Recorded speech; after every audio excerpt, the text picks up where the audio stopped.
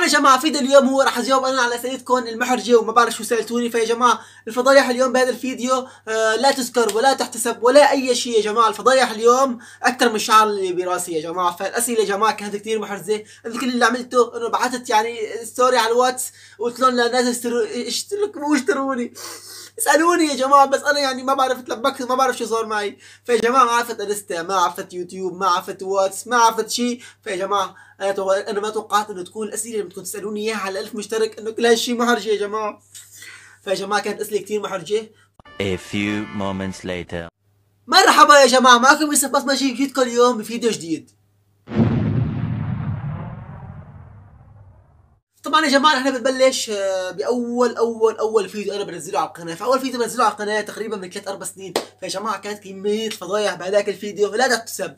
فانا لما نزلت ستوري على الواتس والانستا واليوتيوب وما عرفت شيء ما نزلت عليه، فانصدمت انه الناس كلياتها عم تسالني انه انت شلون بتنزل اول فيديو لك وانت بالتواليت. يا جماعه اللي ما صدق انه انا اول فيديو نزلته على قناتي هو كان يعني كنت انا اصور سكتشات. عرفتوا شلون يا جماعه؟ بس كنت اصور سكتشات واجيب ام العيد. فيا جماعه على سبيل المثال عندكم فيديو من فيديوهاتي انه انا شو اعمل يا جماعه. كان فكره انه في بسوريا بطاقه ذكيه. فيا جماعه انا يعني كان اموري صار من 4 سنين 3 سنين.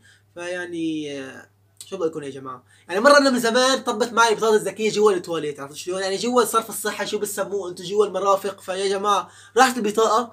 فيعني خطرت لي انه فكره انه ليش ما انه استغل هذا الشيء انا وارجع اصور الفيديو مره ثانيه يعني يا جماعه. فجبت رفيقي عمر وصورنا الفيديو هو طب البطاقه الذكيه وابوي بده يفتحني. فيا جماعه هذا هو الفيديو، خلونا نشوف وبنرجع بنحكي. هلا بكم اصدقائي بفيديو جديد. اليوم رح اورجيكم كيف بتطلبوا البطاقه الذكيه بتطلعوها بسرعه. يعني والله بكون انا مطالع ما بعرف ايش كان صار وهيك يعني ما تفكروا انه شيء من مؤلفتني او مؤلفنا انت. خلونا بالفيديو، ليتس جو.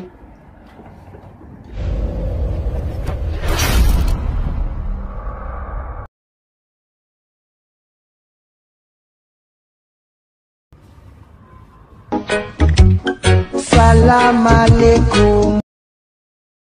عليكم السلام. ياي طب البطاقة الذكية. ياي ابوي لا يفتحني ابوي البطاقة الذكية. هلا شايفين يا جماعه انا اموري كثير صعبه يا جماعه. فللاسف الشديد يا جماعه هذا الفيديو يعني انا حطيته على الخاص لانه كان علني. فانا حطيته خاص يعني ما بدي كميه فضايح، يعني مكفي كميه فضايح من زمان. يعني ما بعرف يا جماعه انا كميه الفضايح عندي لا تحتسب بهالقناه. فبكتشف انه هلا الناس 90% من الناس معقيلي على بالتعليقات انه شو كنت تصور بداياتك بالتواليت. ف والله يا حبيبي شو كان اسمه هذا يا جماعه، ما بدي اذكر اسامي. فخلص اللي علق التعليق يعني يا حبيبي والله الامور كانت صعبه وكان محتوى ما في. فاضطرينا نصور بالتواليت. هي اول بدايه او مو اول بدايه، هي اول 50 سنه من حياه الانسان بتكون عذاب يا جماعه. فيعني ثاني 50 سنه يا بكون مرتاح يا اما بتعود. فواحد ما تنتين، يا بتعود يا بيرتاح. يعني بيرتاح انه يعني بتمشي اموره شوي. فهمتوا يا جماعه؟ خلينا نشوف التعليق اللي بعده. A few moments later. يوسف انت كم طلعت ارباح من اليوتيوب؟ هلا هذا السؤال يعني سالوني اياه كثير ناس، انت كم ارباحك من اليوتيوب؟ انا يا جماعه ما عندي ارباح من اليوتيوب. انا قناتي لسه ما هي مفعله وما هي مأهله لشركاء اليوتيوب. فمن اول ما فتحت لهلا تقريبا 4 سنين ولا ربع دولار. عرفتوا شلون؟ ولا نص دولار. فيا جماعه الامور كانت كثير صعبه ولسه هلا صعبه يا جماعه. فارباح من اليوتيوب انا لسه ما فعل القناه ومشاهدات عندي مو كتار. فما فعل القناه وارباح صفر.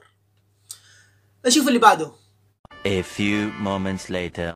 يوسف انت خفت من الانتقاد ام غيرت محتواك للقصص؟ هلا يا جماعه اللي انا ما عارفين شو كان محتواي، انا محتواي انتقاد. يعني هي لمحه صغيره عن المحتوى اللي كان على القناه بس هلا موجود. انا ما امسحه لانه اذا بدي امسحه بتمسح معه القناه. فيا جماعه يعني للاسف الشديد انا كان محتوي انتقاد. بس يعني كان محتوى الانتقاد هلا بيقولوا للناس لا انت تركت محتوى الانتقاد صرت تجي تتنمر على محتوى الانتقاد. لا يا جماعه، هو محتوى الانتقاد حلو، انا كنت احبه كثير. بس للاسف الشديد يا جماعه انا بدوله عربيه وعداكم انه الدولة عربية اي يوتيوبر بده يسوي محتوى انتقاد واذا كان بدولة عربية فما فيه ينتقد ابدا. فاذا بده يسوي محتوى انتقاد يعني بطلع بيمدح بالناس. الله حي مثلا بشوف واحد الوان يا جماعة هذا الالوان كثير حلو يا جماعة. ف الموضوع كان صعب. يعني اذا بدك تحكي اي كلمه، بس على سبيل المثال يا جماعه، انا هلا صورت فيديو وهذا الفيديو كان فضيحه لإلي، فاي حدا بيحكي علي انا فيني ارفع قضيه واحبسه، عرفتوا شلون يا جماعه؟ فالموضوع مو سهل كتير. فانا ارتفعت علي تقريبا خلال مسيرتي على اليوتيوب، تقريبا في على القناه 400 فيديو، ارتفع علي تقريبا 5 قضايا. وانا يعني منهم اجوا منهم ما اجوا، منهم راحوا الفيديوهات ومنهم يعني، بس الحمد لله انه عادت على خير. انا ما بدي احكي الاسباب، وهلا الناس بيقولوا لي عما انت خايف من المخالفات وخايف من القضايا فليك تترك محتوى الانتقاد. اكيد اترك محتوى الانتقاد، لكن شو، انا بدايتي مجرد بدايه لسه على 1000 مشترك هلا حتى وصلتها، وشو 5 قضايا بس. يعني 5 قضايا هذول هيك يعني لسه ما قلنا يا رب، عرفتوا شلون؟ A few moments later. يا جماعة أنا بالغلط إنه لاحظت إنه أنا وأنا بسوي مونتاج إنه الفيديو هذا يعني ما له مكمل. يعني هو ب5 دقايق، أنا بلشت أصور تقريبا الفيديو كان طوله شي 30 دقيقة، بس أول 5 دقايق كان الكاميرا واقفة، وأنا ما اكتشفت هالشي لبين ما خلصت تصوير وضفيت كل شي. وهلا بلشت مونتاج، واليوم الساعة 12 ونص بالليل خلصت أول 5 دقايق من المونتاج، فاكتشفت إنه بقية الفيديو كلياته كان الفيديو موقف مجمد مدري شو، بس يعني ما تصور معي شيء ابدا غير هال5 دقايق شفتوها. بس هذا الفيديو لا تعتبروه فيديو رد على الاسئله ابدا. ان شاء الله فتره صغيره بس هيك يعني نكتر شوي راح نصور فيديو رد على الاسئله الصحيحه. هو صح جاي لي 200 تعليق، بس يعني ان شاء الله بيجي لي 1000 وراح ارد عليهم واحد ان شاء الله. وما تنسوا تشتركوا القناه، وشوفكم الفيديو الجاي، وسلام.